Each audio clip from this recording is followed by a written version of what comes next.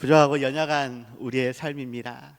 그렇기 때문에 실은 안 좋은 모습도 있습니다. 그럴지라도 나의 노력이나 나의 마음이나 나의 생각이나 나의 뜻이 아니라 우리를 사랑하신 그 하나님의 사랑으로 우리가 서로 사랑할 수 있기를 바랍니다.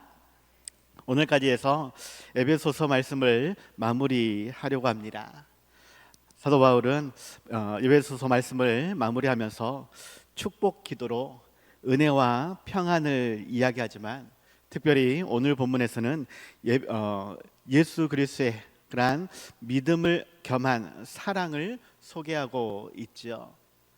일반적으로는 은혜와 평강이 일반적인 인사로 그렇게 항상 마무리를 지었었는데 오늘 본문에서는 특별히 믿음을 겸한 사랑, 이 사랑을 소개하고 있습니다. 왜냐하면 실은 에베소 교회 안에 어느샌가 잊어버린 첫사랑이 있기 때문에 그러합니다. 요한계시록에서 이야기하죠. 그들이 아무리 칭찬받을 많은 일들을 행하였지만 첫사랑을 잃어버렸기 때문에 에베소 교회는 책망을 받습니다. 그러한 사랑이 중요하다라고 사도 바울은 이야기하면서 오늘 본문에서 더욱 믿음을 겸한 사랑이라는 단어를 통해 에베소 교회를 축복하며 권면하고 있다라는 것이죠. 고린도전서 13장 1절에서 3절로 이러한 말씀을 합니다. 내가 사람의 방언과 천사의 말을 할지라도 사랑이 없으면 소리나는 구리와 울리는 꽹과리가 되고, 내가 예언하는 능력이 있어 모든 비밀과 모든 지식을 알고 또 산을 옮길 만한 모든 믿음이 있을지라도 사랑이 없으면 내가 아무것도 아니요, 내가 내게 있는 모든 것으로 구제하고 또 내 몸을 불사르게 내줄지라도 사랑이 없으면 내게 아무 유익이 없느니라 라고 말하면서 고린도 교회에 많은 은사가 있지만 그 중에서도 제일인 것이 사랑이다. 다른 많은 것이 있어도 사랑이 없으면 그것은 아무 유익이 없는 아무것도 아니다 라고 이야기를 합니다.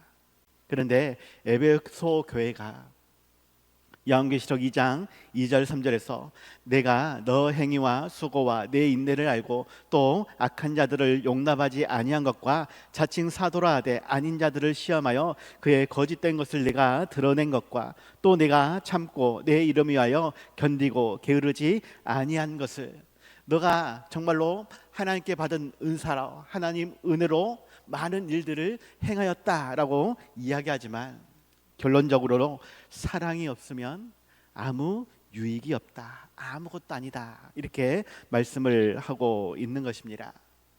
말씀을 통해서 하나님의 변함없는 그 사랑과 은혜로 말미암아 우리 가정, 우리 교회가 평안을 누리고 더욱 즐거이 교제하며 아름다운 교회 공동체로, 신앙 공동체로 세워지기 위해 더욱 힘쓸 수 있기를 바랍니다. 특별히 사도 바울은 믿음을 겸한 사랑이라고 표현을 하고 있는데, 인간적인 세상적인 사랑이 아니라 내 힘으로 내 능력으로 행하는 사랑이 아니라 오직 하나님이 말씀하시는 그 사랑으로, 그 하나님을 믿는 그 믿음으로 사랑하라라고 말씀하고 있다라는 것이죠. 그 사랑으로 온전한 하나됨을 이룰 수 있는 우리 모두가 다들 되시기 바랍니다. 이를 위해서 두 가지 말씀을 드리고자 하는데, 첫 번째로는 예수 그리스도께로부터 나오는 평안이 우리와 우리 가정, 우리 자녀들과 우리 교회 모든 성도들에게 함께하기를 축복합니다. 일반적으로 평안에 대해서 사도 바울은 많은 이야기를 하였습니다. 그 평안은 세상이 알 수도 없고 세상이 줄 수도 없는 그러한 평안이다라고 말씀하죠. 그 평안이 우리와 우리 가정, 우리 자녀들, 무엇보다도 우리 교회 모든 성도들에게 임할 수 있기를 바랍니다. 오늘 보면 23절 전반부에서도 아버지 하나님과 주 예수 그리스도께로부터 평안과 라고 하면서 평안이 형제들에게 있을지어다 라고 말씀하고 있죠. 이 평안이라는 단어가 에이레네라는 단어입니다. 평화, 화평, 화목, 평강 등으로 번역이 되어지지요. 저도 말씀 중간에 이러한 단어들이 혼용해서 말씀을 드리게 되겠지만 결국은 하나님께서 주시는 에이레네, 이 평화가 우리 모두에게 있어야 할 것이다 라는 말입니다. 그런데 이 에이레네라는 단어 어원적인 의미는 하나로 합쳐지다 라는 뜻을 가진 에이로라는 단어에서 뿌리가 있다고 이야기합니다. 에이로라는 단어에서 에이레네가 나왔다라는 것이에요. 이 에이로는 하나로 합쳐지다라는, 갈등 관계에 있던 두 사람이 다시 하나로 합쳐질 때의 상태를 이야기한다라는 것입니다. 두 사람이 때로는 미움으로, 다툼으로, 실망으로 그것이 더 커져서 전쟁과 같은 그러한 갈등 상태에 놓이게 되는데, 그러한 모든 것이 이제는 다 없어지고 하나됨을 이룰 때에, 온전한 조화를 이루고 그 안에서 번영을 이룰 때에, 그것이 에이레네라는 것입니다. 칼빈은 이 평안이라는 말을 모든 행복과 번영을 의미한다라고 말하기도 하였지요. 사도 바울은 이러한 평안이 예수 그리스도로부터 나온다라고 말씀을 하고 있는 것인데, 사람과 사람 사이에서의 평안을 넘어 더 깊고 근본적인 의미로서 예수 그리스도를 통해 하나님과 우리 사람의 관계가 회복되어짐을 말하고 있습니다. 평강의 왕으로 오신 그 예수님께서 아직 우리가 죄인 되었을 때에 우리를 위해 죽으심으로 말미암아 하나님께서 우리에게 사랑을 확증해 주셨는데, 그 사랑으로 말미암아 우리가 평화를 누리게 되었다라는 것입니다. 사도 바울은 여러 본문에서 이러한 평화를, 화평을 누려야 한다라고 이야기를 하죠. 로마서 5장 1절, 우리 주 예수 그리스도로 말미암아 하나님과 화평을 누리자. 그리스도의 희생으로 인해 우리가 하나님과 화평을 누리는 관계가 되어졌다라고 이야기하는 것입니다. 세상은 물질이나 명예나 권력이나 기타 등 세상적인 것으로 평화를 누리려고 하지만, 그것 때문에 더 많이 얻으려고, 더 많이 누리려고 시간도 열정도 쏟아 부으면서 오히려 다툼이, 오히려 미움이, 오히려 전쟁이 벌어지고 있습니다. 나름대로는 세상의 어떠한 것으로 자기가 평화를 누리고자 하지만 그러한 것은 진정한 평화를 주지 못한다라는 것이에요. 돈을 많이 벌었어도 더 많이 벌려고 사람들은 때로는 속임수를, 때로는 불법적인 것을 행하게 되어집니다. 높은 권력을 얻었을지라도 그 권력을 유지하기 위해 더 많은 시간, 더 많은 열정을 쏟아 부으면서 때로는 불의와 타협하며 그렇게 살아가는 것이 일반적인 세상 사람들의 모습이다라는 것이죠. 그러한 것에 하나님은 말씀하기를 시편 127편 2절에서 너희가 일찍이 일어나고 늦게 누우며 수고의 떡을 먹음이 헛되도다. 그러므로 여호와께서 그의 사랑하시는 자에게는 잠을 주신다라고 이야기합니다. 너가 세상에서 무언가를 많이 이루려고자 그렇게 일찍 일어나고 늦게 누우며 수고의 떡을 먹을지라도 그 모든 것 다 헛된 것이다. 그러한 것을 온전히 내려놓고 그저 하나님께서 주시는 그 평안을 맛보며 그 은혜 안에서 살아가라라고 말씀하고 있다라는 것이에요. 예수님도 요한복음 14장 27절에서 평안을 너희에게 끼치노니 곧 나의 평안을 너희에게 주노라. 내가 너희에게 주는 것은 세상이 주는 것과 같지 아니하니라. 너희는 마음에 근심하지도 말고 두려워하지도 말라라고 말씀하죠. 예수님 안에 있는 그 평안은 세상과 같지 않지만 마음에 근심할 필요도 없고 두려움도 다 물리칠 수 있는 그러한 은혜라고 말씀을 하는 것입니다. 사도 바울은 그러한 평강의 주께서 친히 우리에게 평강을 주신다라고 말씀하시고 빌립보서 4장 7절에서는 하나님의 평강이 너희 마음과 생각을 지키실 것이다 라고 말씀합니다. 소망의 하나님이 모든 기쁨과 평강을 믿음 안에서 너희에게 충만하게 하사 성령의 능력으로 소망이 넘치게 하시기를 원하노라 라고 말씀하죠. 하나님의 평강이 우리의 마음과 생각을, 우리의 삶의 소망을, 우리에게 평강을 주신다라고 말씀을 하는 것입니다. 그 평강을 우리가 누릴 수 있어야 한다라는 것이죠. 내 개인적인 평강뿐만이 아니라 사람과 사람 사이에서도, 하나님과 우리 사이에서도 그러한 평강을 누릴 수 있어야 한다라고 말씀을 하는 것입니다. 개인적으로 하나님과의 관계는 어떻게 보면 내가 더욱 기도하며 내가 더욱 말씀을 묵상하고 내가 더욱 하나님께 나아가기를 힘쓰면, 나 혼자 열심히 잘하면 하나님께서는 개인적인 그러한 나의 마음, 나의 삶을 인도해 주실 것이지요. 그런데 사람과의 관계에서의 그러한 평화는 더욱 서로가 합심해서 풀어가야 할 것입니다. 나 혼자만 잘하면 되는 것이 아니라 실은 서로의 마음이 맞아야 평화를 누릴 수 있다라는 것입니다. 이것을 위해서 우리는 서로의 마음을 살필 수도 있어야 됩니다. 서로의 기분도 살필 수 있어야 되고 서로의 뜻도 살필 수 있어야 됩니다. 너가 옳고 내가 틀리냐, 내가 옳고 너가 틀리냐, 이거 다투라라는 것이 아니라 그 사람이 지금 어떠한 마음, 어떠한 상황에서 어떠한 말을 하고 어떠한 행동을 하는지, 그거에 대해서 나는 배려해 줄 수 있어야 되고, 축복해 줄 수 있어야 되고, 기도해 줄 수 있어야 되고, 용서해 줄 수 있어야 되고, 이해해 줄 수 있어야 되고, 하나님께서 말씀하시는 대로 그 모습 그대로를 사랑할 수 있어야 한다라는 것입니다. 불편한 내 마음을 다스리는 것 넘어서 더욱 하나님이 원하시는 그러한 사랑과 이해를 통해 더욱 말씀 안에서 순종하며 하나님의 온전한 뜻이 이루어질 수 있도록 더욱 내가 실천할 수 있길 바랍니다. 그래야 내 가정이 화목하게 된 것이고 내 자녀들이 더욱 은혜 안에서 아름다운 신앙 공동체를 이루어갈 수 있는 것입니다.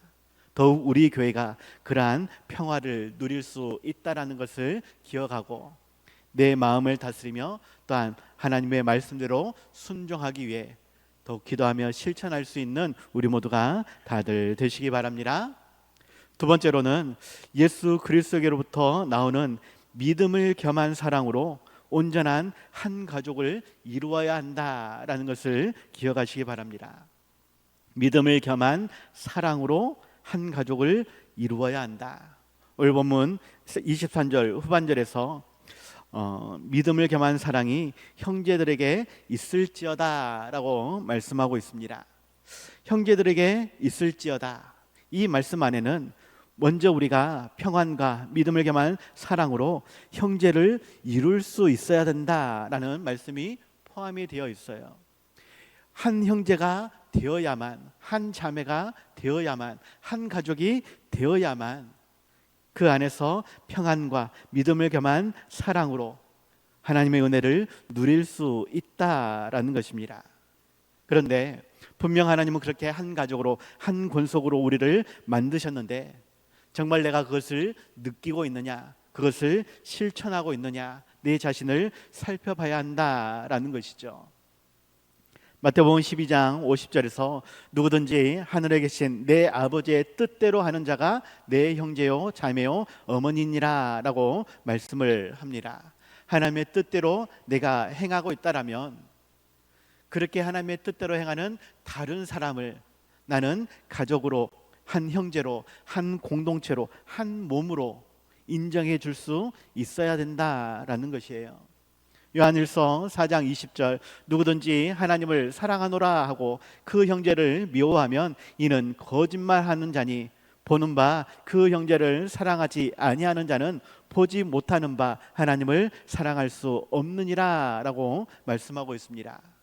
하나님을 사랑한다 라고 이야기하면서 내 옆에 있는 저 형제는, 저 성도는 내가 사랑할 수 없어, 인정할 수 없어 라고 말하는 것, 이것은 거짓말하는 것이다. 믿음이 잘못된 것이다. 정말로 너가 하나님을 사랑하고 있는 것인지 너의 믿음을 다시 한번 살펴보라 라고 말씀하고 있다라는 것이죠. 하나님을 사랑한다면 하나님 말씀에 순종하는 것이 당연한 것이고, 그 하나님의 말씀이 서로 사랑하라 하셨기 때문에 사랑해야만 하는 것이 당연한 일이다라는 것이에요. 그 당연한 일을 우리가 왜 하지 못하고 있는가? 그것은 상대방이 내 마음 같지 않기 때문에 그렇습니다. 내가 기대하는, 내가 바라는 그러한 말, 그러한 행동을 하지 않고 오히려 반대되는, 내 마음을 아프게 하고 나에게 상처를 주는 그러한 일을 하기 때문에. 그런데 실은 그 사람만 나에게 그런 것이 아니라 나도 그 사람에게 행하고 있는 것입니다. 각자 자기의 입장에서 상대방을 바라보니까 무조건 나는 잘하고 있는 것 같고 상대방은 못하고 있는 것 같은 그러한 느낌적인 느낌이 있다라는 것이에요. 하나님은 다 알고 계십니다. 둘 다 잘못하고 있다라는 것을. 하나님은 상대방이 원수라 할지라도 사랑해야 한다라고 말씀하십니다.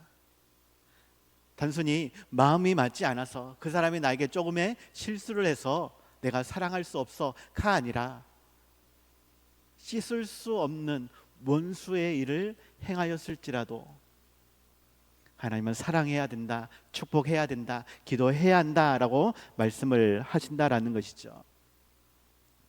누가복음 10장 36절 이하에서 선한 사마리아인의 예화가 있습니다. 예수님은 바리새인들에게 이야기하죠. 강도 만난 자의 이웃이 누구겠느냐? 분명 유대인 입장에서 사마리아인 그들은 상종할 수 없는, 결코 이웃이 될 수 없는 그러한 자들이었습니다. 그래서 유대인들은 사마리아인들을 개라고 여겼고 그렇게 비난하고 절대 가까이 하지 않으려 했다라는 것이죠.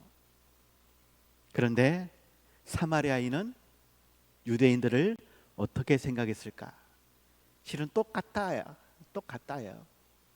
그렇지만 강도 만난 그 자의 아픔이나 슬픔이나 근심이나 걱정들을 외면하는 것이 아니라 감싸주고 치료해주고 함께해주고 온전히 회복되어지도록 모든 것을 내어주었다라는 것이죠.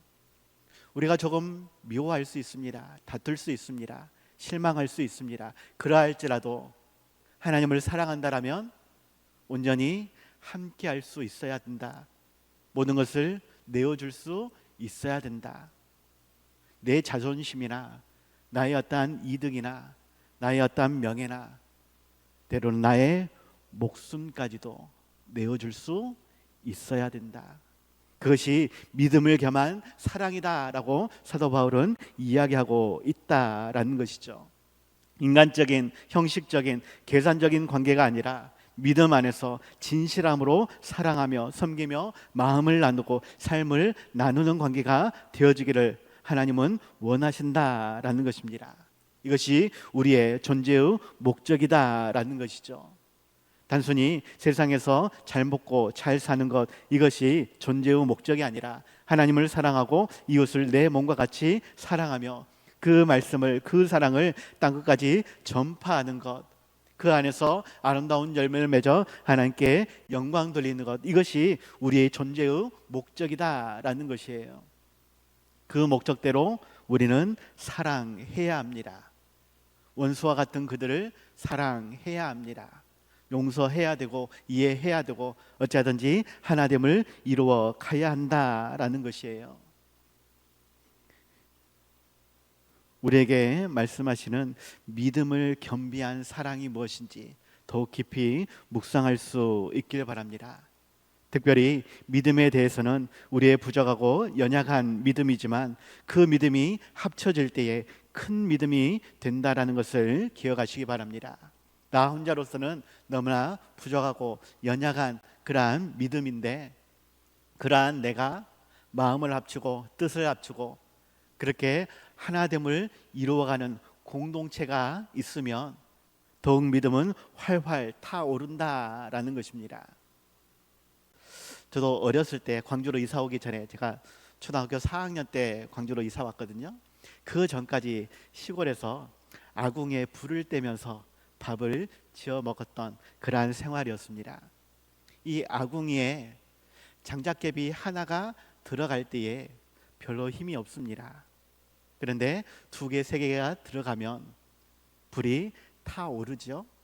더 잘 타게 하려면 거기다가 부채질을 합니다. 부채질을 하면 할수록 그 아궁이에 있는 장작은 잘 타오르죠. 그런데 그것을 밖으로 꺼내 놓으면, 그 상태에서 바람을 불면 어떻게 되냐? 금방 꺼져 버립니다. 아궁이 안에 들어있느냐 들어있지 않느냐의 차이가 불을 더 잘 타게 하느냐 아니면 꺼지게 만드냐라는 것이에요. 무엇을 말씀을 드리느냐? 아궁이와 같은 그러한 교회 공동체로 우리가 모일 때에 우리의 믿음은 더욱 활활 타오른다라는 것입니다. 하나님은 이것을 위해서 우리를 교회로 부르셨다라는 것이죠. 연약한 믿음이지만 서로 붙잡아주며 서로 축복해주며 서로 격려해주며 더욱 도와주며 그렇게 손을 이끌어 줄 때에, 뒤에서 밀어줄 때에 우리는 큰 믿음을 이룰 수 있고 그 믿음으로 세상을 정복하고 다스릴 수 있는 것입니다. 그러한 믿음의 삶을 함께 살아갈 수 있길 바랍니다. 또한 사랑은 책임입니다. 감정이 아니에요. 하나님은 우리를 사랑하시기 위해 책임을 지셨습니다. 하나밖에 없는 아들까지 십자가로 내어주시면서 우리를 사랑하시고 자녀 삼아주시고 천국 백성으로 삼아주신 것입니다. 그러한 사랑을 우리도 닮아야 한다라는 것이에요.